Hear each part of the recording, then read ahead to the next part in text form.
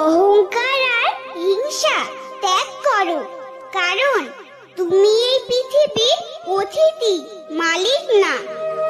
ভগবান যা দিয়েছে সেটা নিয়ে তৃপ্তি থাকার সবসময় চেষ্টা করুন।